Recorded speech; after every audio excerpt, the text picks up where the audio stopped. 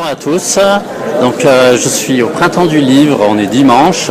Alors, dans le cadre du concours de la Fabrique Aviva, la participation de BD Partage, donc j'avais relevé un défi, donc tous les 1000 votes, tous les paliers de 1000 votes, je devais relever un défi. Alors, ce défi, c'était d'interviewer un auteur de BD. Alors, j'ai parcouru un peu les auteurs présents au Printemps du Livre et mon choix s'est porté sur Jean-Marc Rochette. Donc, il est originaire de Grenoble et puis il a fait une BD sur la montagne. Moi, j'aime beaucoup tout ce qui est montagne, BD sur le domaine de la montagne. Donc, bonjour Jean-Marc. Bonjour.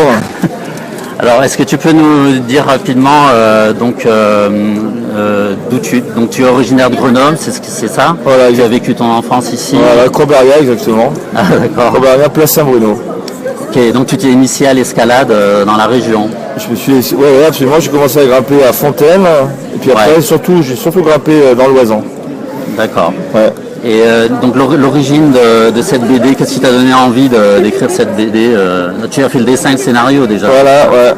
Le scénario, je l'ai écrit à 80%, puis j'ai travaillé avec un co-scénariste, Olivier Boquet, pour les trucs intermédiaires. Et c'est mon éditrice, Lucille Cam, à qui je racontais mes histoires, qui m'a dit mais c'est vraiment pas commun ton truc, là tu devrais peut-être en faire une BD quoi. Alors c'est commencé comme ça. D'accord. Et alors moi j'ai commencé à lire la BD, je ne l'ai pas terminé, mais j'ai tout de suite été assez emballé parce que ça me rappelle un peu ma jeunesse, j'avais commencé un peu l'escalade aussi, et moi je me suis arrêté bien avant toi. D'accord. Est-ce que tu peux nous expliquer par rapport à... Donc de ce que j'ai compris, c'est que tu voulais être guide de haute montagne, non, c'est ça?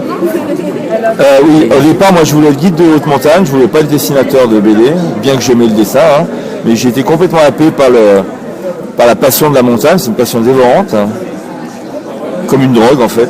Ouais. Et puis on a commencé à faire des grosses voies avec des potes.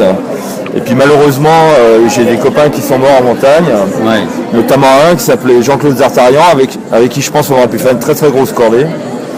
Et donc ça m'a un peu arrêté, ça m'a un peu arrêté, d'autant plus qu'après j'ai eu un gros accident, je me suis pris une pierre dans la tête qui m'a envoyé à l'hôpital.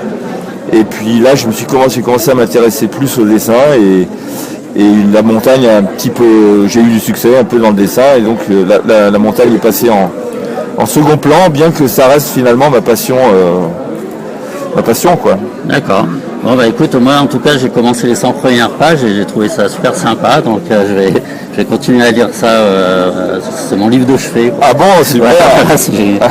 Et donc moi ça me fait penser un peu au format roman graphique. Oui, c'est ça, c'est un 280 pages, où on a le temps quand même de développer son propos, bien que j'ai quand même, il y a plein de scènes de grimpe que j'ai pas mis, il y avait des jolis passages de grimpe que j'ai pas mis. Merci beaucoup. Hein. Ouais, c'est ça que j'ai bien aimé, c'est que tu décris bien toute ton expérience. Pour terminer, est-ce que tu sais qu'on fait un concours pour obtenir un financement pour continuer l'aventure BD Partage? Si tu peux dire un petit mot d'encouragement pour BD Partage, pour aider les gens à voter.